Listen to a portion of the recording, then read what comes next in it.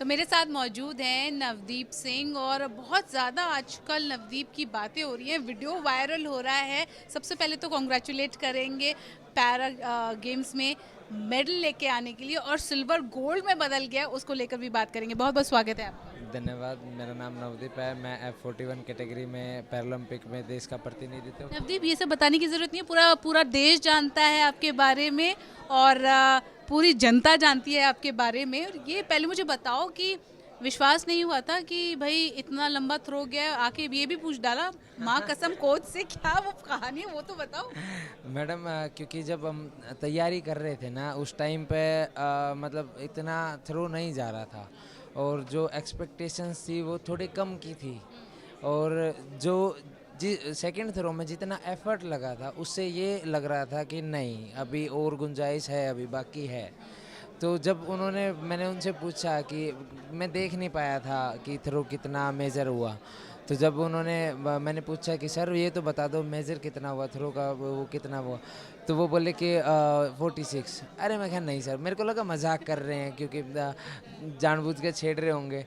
तो अरे मैं बोला अरे नहीं सर, अरे बोले सच में मैं खाओ वहाँ का। तो ऐसे करके मेरे को थोड़ा वो था कि वो इंसिडेंट हुआ था, तो क्यों यकीन नहीं हो रहा था। फिर गुंजाइश थी इसलिए अच्छा हुआ, इसलिए तकरीबन 1 मीटर मैंने सेकंड नेक्स्ट अटेम्प्ट में बढ़ा दिया था। और आपके सेलिब्रेशन को लेकर भी बात हो रही है, मतलब ये क्या सेलिब्रेशन था, मतलब वो उसके बारे में बताइए। लोग तो आपको विराट कोहली से भी कंपेयर करें, आपकी जिस तरह से सेलिब्रेशन थी। बस मैडम वो थोड़ा सा एग्रेशन था, वो थोड़ा सा खुशी लगा लो, या फिर ये पहली बार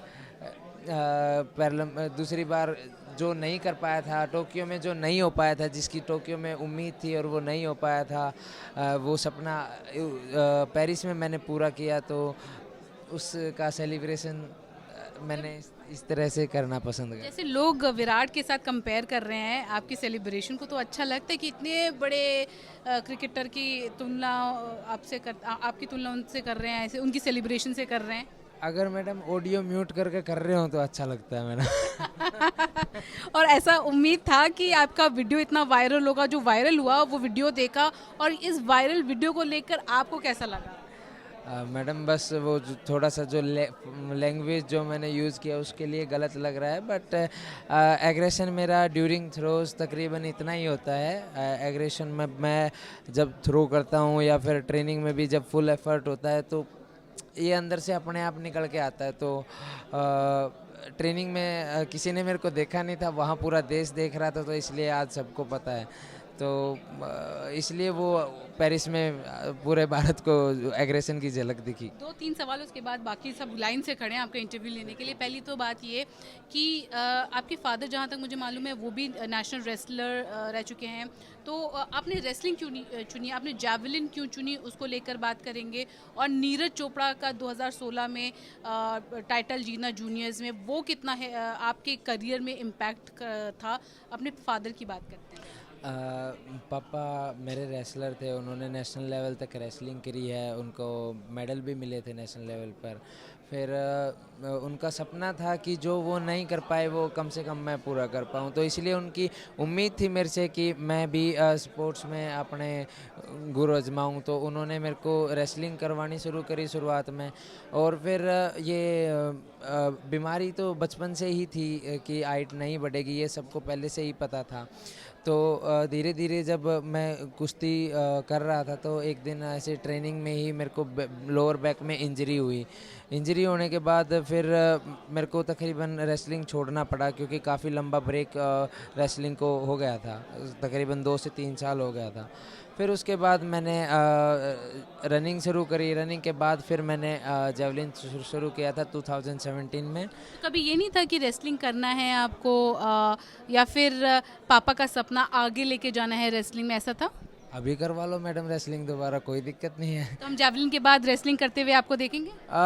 प्रोफेशनल तौर पे नहीं, बट वैसे मज़े में तो मैं आज भी किसी के भी मतलब हमारे सुंदर सिंह गुर्जर हैं और उसके अलावा और भी एथलीट हैं, उनके साथ फ़न के तौर पे करता हूँ। और नीरज ने जब आप 2016 में जूनियर चैंपियनशिप जीती थी, किसी को हराया था, उससे कितना प्रेरित हुए थे आप, कितना मोटिवेट हुए थे। मेरे को मैंने जब हेडलाइन वो देखी थी कि पानीपत के लड़के ने रचा इतिहास, क्लास, और जब ये करके मैंने हेडलाइन पढ़ी थी तो काफ़ी प्राउड फील हुआ था कि वाह यार हमारे पानीपत से है और वर्ल्ड रिकॉर्ड ब्रेक हुआ है जूनियर का। तो उस टाइम पे जेवलिन ने अट्रैक्ट किया था कि हाँ यार ठीक है मैं भी शुरू करता हूँ, तो वहाँ से थोड़ा सा उम्मीद के साथ शुरू करना। मैंने ये भी सुना था, पढ़ा था कि जब नीरज प्रैक्टिस करते थे, अपना जेवलिन फेंकते थे, आप लेके आते थे उस जेवलिन को? नहीं नहीं, वो ऐसा नहीं था? नहीं ऐसा नहीं था। मैं और सुमित ट्रेनिंग पार्टनर थे और हम दोनों एक दूसरे के लिए ऐसा करते थे ताकि ट्रेनिंग करने में इजी हो, क्योंकि जब हम थ्रो करते हैं तो फुल बॉडी एफर्ट होता है और उसको जब थोड़ा रिलैक्स भी चाहिए होता है बीच में, तो इस तरीके से हम एक दूसरे की हेल्प करते थे। ये प्लीज़ इसको मतलब नेगेटिव वे में नहीं, ना। ये था कि आपने उनसे इंस्पिरेशन लेके उनकी जेवलिन को नहीं लेके नहीं आते नहीं, थे कि सुमित मैंने सुमित के साथ ट्रेनिंग किया है। नीरज के साथ कुछ नहीं? नहीं नहीं नहीं। अच्छा।